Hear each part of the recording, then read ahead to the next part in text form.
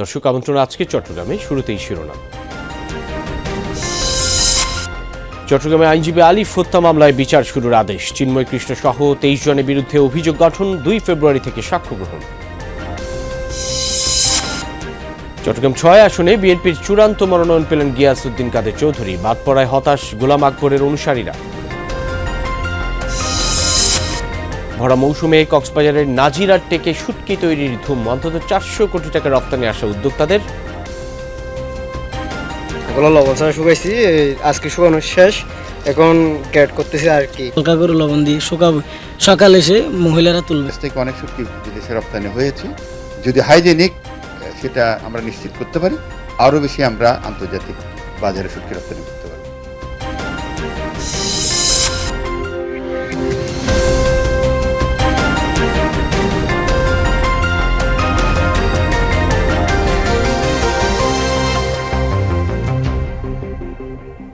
এতক্ষণ শিরোনাম দেখছিলেন, আপনাদের সাথে আছি আমি সাইফুদ্দিন রবিন। যাচ্ছি পুরো খবরে। চট্টগ্রামে আইনজীবী সাইফুল ইসলাম আলিফ হত্যা মামলার প্রধান আসামি সনাতনী জাগরণ জোটের মুখপাত্র চিন্ময় কৃষ্ণ দাস সহ 39 আসামির বিচার শুরুর আদেশ দিয়েছেন আদালত।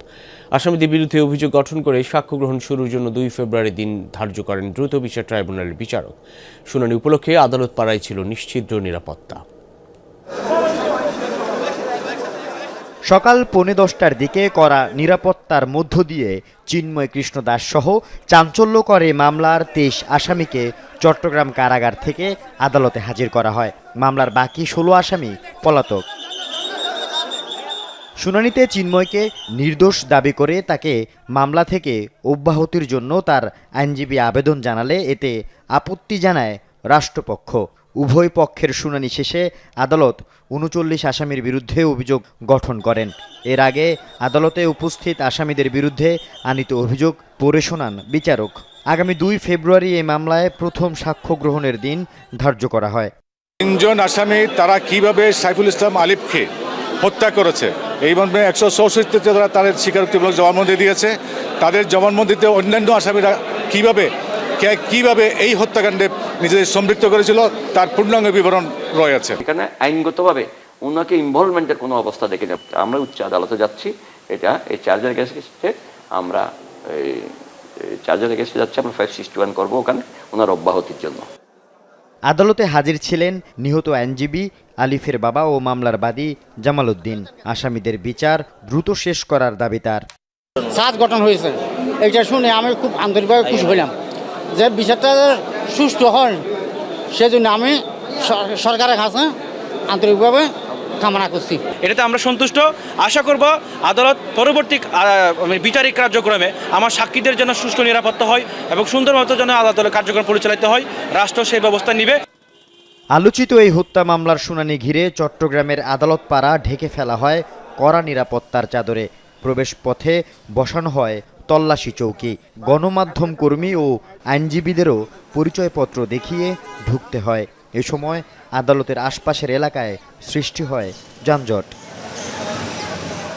2024 সালের 26 নভেম্বর সনাতনী জাগরণ জোটের মুখপাত্র চিন্ময় দাসের জামিনকে কেন্দ্র করে সংঘর্ষের মধ্যে আইনজীবী আলিফকে পিটিয়ে ও কুপিয়ে হত্যা করা হয়। এ হত্যার ঘটনায় তার বাবা হত্যা মামলা করেন।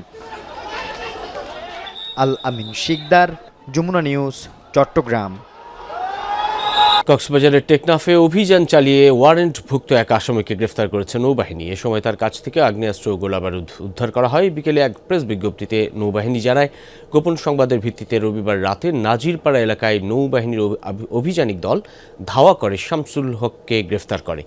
পরে তার দেয়া তথ্যের ভিত্তিতে 2টি বিদেশি পিস্তলে 3 রাউন্ড গুলি, শটগানের 2 রাউন্ড গুলি এবং একটি দেশীয় ধারালো অস্ত্র জব্দ করা হয়। তার বিরুদ্ধে মাদক পাচার, মানুষকে জিম্মি করে অর্থ আদায় ও জোরপূর্বক জমি দখল সহ বিভিন্ন অভিযোগ রয়েছে। এছাড়াও হত্যা ও অস্ত্র মামলার পাশাপাশি টেকনাফ থানায় একাধিক মামলায় গ্রেফতারি পরোয়ানাও রয়েছে।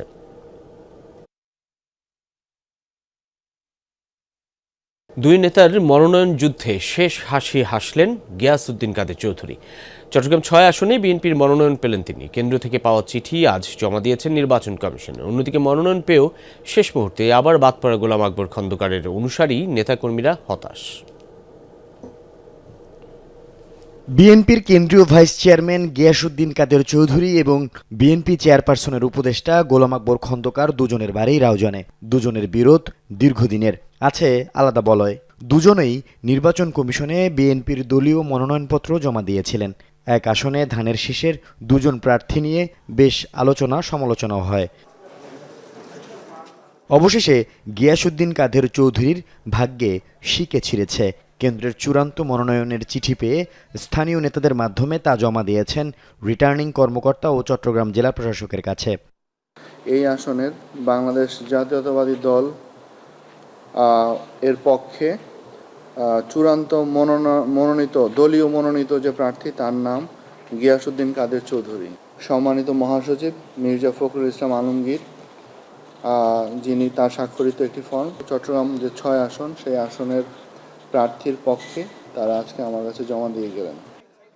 এ নিয়ে শেষ মুহূর্তে মনোনয়ন বঞ্চিত গোলাম আকবর খন্দকারের অনুসারী নেতাকর্মীরা হতাশ।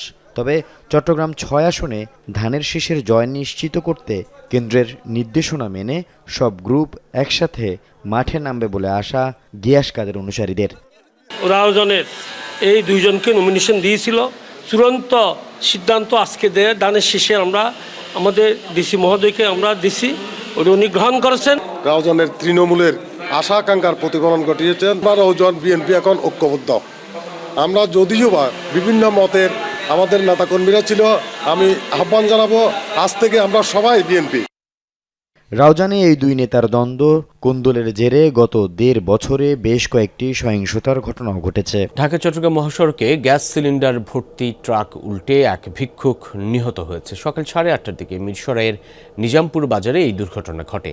স্থানীয়রা জানায় সকাল 8:30টার দিকে নিজামপুর বাজারে ফুটওভার ব্রিজের কাছে চট্টগ্রামমুখী সড়কে গ্যাস সিলিন্ডার ভর্তি ট্রাকটি নিয়ন্ত্রণ হারিয়ে আইল্যান্ডের উপরে উঠে উল্টে যায়।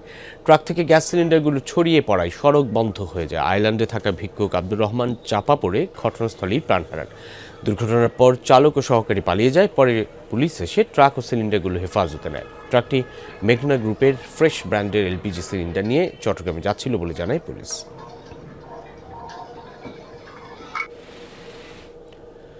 জাতীয় সংসদ নির্বাচনের নিরপেক্ষতার স্বার্থে চট্টগ্রাম সিটি কর্পোরেশনের মেয়র ডক্টর শাহাদাত হোসেনের পদত্যাগ দাবি করেছেন জাতীয় নাগরিক পার্টির নেতাকর্মীরা। বিকেলে নগরী বিপ্লব উদ্যানে আয়োজিত এক সংবাদ সম্মেলনে এই দাবি জানান তারা। বক্তারা অভিযোগ করেন, গুরুত্বপূর্ণ দায়িত্বে থেকে বিএনপির বিভিন্ন প্রার্থীর পক্ষে কাজ করছেন মেয়র। এছাড়া বিএনপি চেয়ারম্যান তারেক রহমানের চট্টগ্রাম আগমন ও মহাসমাবেশের সমন্বয়কের দায়িত্বও পালন করছেন। প্রতিমন্ত্রীর পদমর্যাদায় থেকে এই দায়িত্ব পালন নির্বাচনী আইনের লঙ্ঘন বলেও দাবি করেন তারা। এ সময় এনসিপি চট্টগ্রাম মহানগর কমিটির বিভিন্ন পর্যায়ের নেতাকর্মীরা উপস্থিত ছিলেন।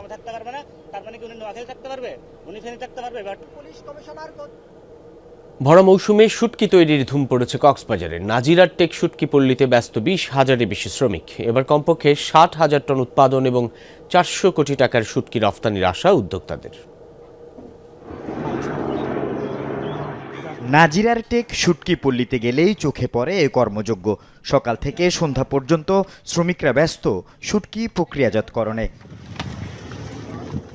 100 একর আয়তনের এই পল্লীতে কাজ করে অন্তত 20,000 শ্রমিক, যাদের বেশিরভাগ নারী। নিয়ম মেনে চলে মাছ পরিষ্কার, লবণ দেওয়া, শুকানো ও প্যাকেটজাত করা। টেক্কা, মলা, চাবিলা ওগুলো লবণ ছাড়া শুকাইছি, আজকে শুকানো শেষ, এখন গ্রেড করতেছি আর কি। আমরা লবণ দিচ্ছি, লবণ দেওয়ার পরে এগুলো আবার সকালে ধুয়ে পরিষ্কার করে ধুয়ে ভালো পানি থেকে ধুয়ে তারপরে এগুলো সকালে তুলে ফেলবো।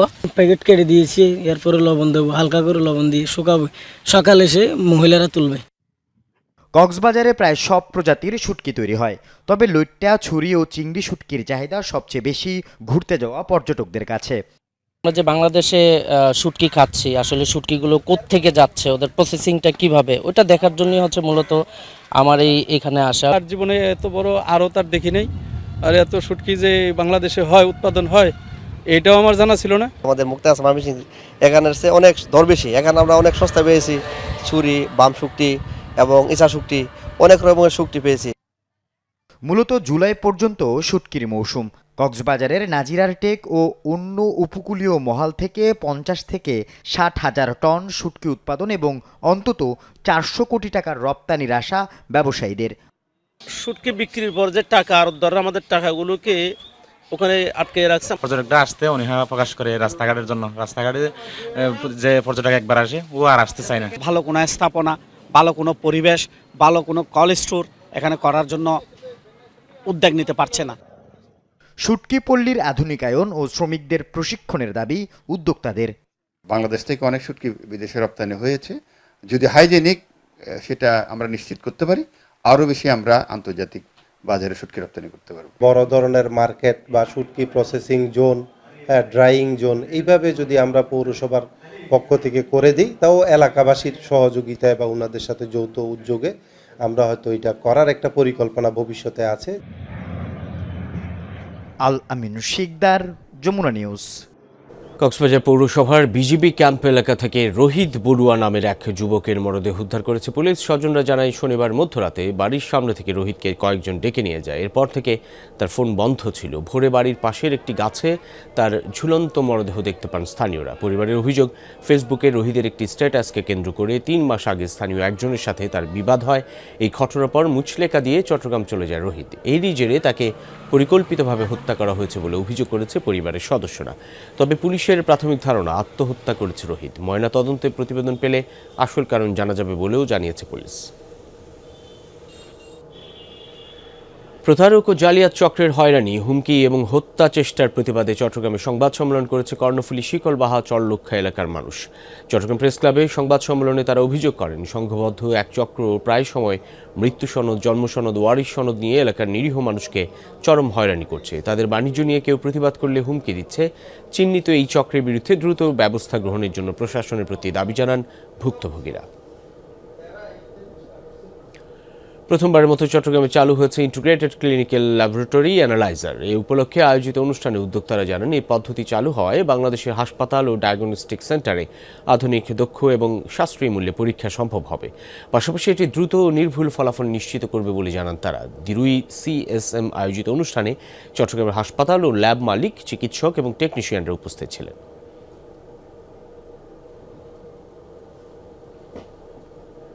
চট্টগ্রামের ফটিকছড়িতে হেফজ সম্পন্নকারী 10 জন এতিমখানার শিক্ষার্থীকে পাগড়ি পরিয়ে সংবর্ধনা দেওয়া হয়েছে। এ উপলক্ষে রোশাঙ্গিরির আজিমনগরে উম্মুল আশিকিন মুনাওয়ারা বেগম এতিমখানা ও হেফজখানায় আয়োজিত অনুষ্ঠানে বক্তারা কোরআনের আদর্শ অনুযায়ী জীবন পরিচালনার জন্য হাফিজে কোরআন সম্পন্ন করা শিক্ষার্থীদের প্রতি আহ্বান জানান। সময় সৈয়দ মোহাম্মদ হাসান মাইজভান্ডারি, বিএনপির প্রার্থী সরোয়ার আলমগীর সহ অনেকে উপস্থিত ছিলেন।